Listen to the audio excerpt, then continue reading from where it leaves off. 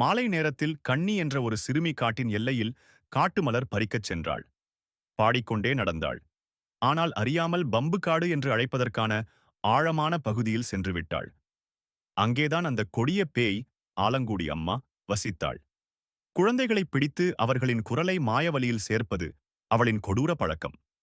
கண்ணி ஒரு நீல மலரை எடுக்கத் தொழுந்தபோது குளிரச்சிற்று காற்றோடு ஒரு இருண்ட நிழல் அவள் மேல் விழுந்தது.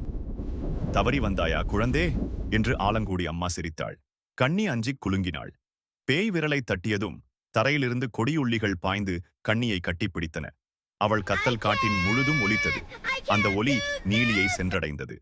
நீலி புனித வேப்பமரத்தின் கீழிருந்து எழுந்தாள். அவளின் உடலில் நீல நெருப்பு மின்னியது. காட்டுக்காற்றே அசைந்தது. மரங்களின் கிளைகளும் நடுங்கின. ஒவ்வொரு அடியிலும் அவள் புயலாய் நகர்ந்தாள். அவள் வந்தபோது பேய் கண்ணியை உயரத்தில் தொங்க வைத்து இருந்தது. அவளை விடு என்று நீலி அமைதியாக சொன்னாள். இது என் இறை என்று பேய் கத்தி கரிசல் புகையை வீசியது. ஆனால் அந்த புகை நீலியை தொடுவதற்குமே முன் மறைந்தது. நீலி சிறிது சிரித்தாள்.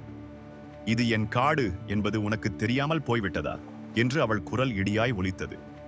நீலி கை நீட்டியவுடன் கலியாங்காட்டின் ஆவிகள் அவளைச் சுற்றி எழுந்தன. நீல நெருப்பு அவள் கரங்களைச் சுற்றி சுழன்றது. பேய் ஓட முயன்றது. இலைகளாக மாறி பறக்க முயன்றது. ஆனால் காடுதானே அதை தடுத்தது. மரங்கள் குனிந்தன, வேர் உயர்ந்தன, காற்று கூண்டாய் மாறியது.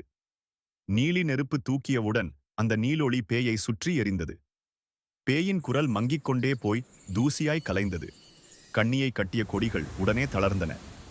நீலி அவளை மெதுவாக தழுவிக்கொண்டாள்.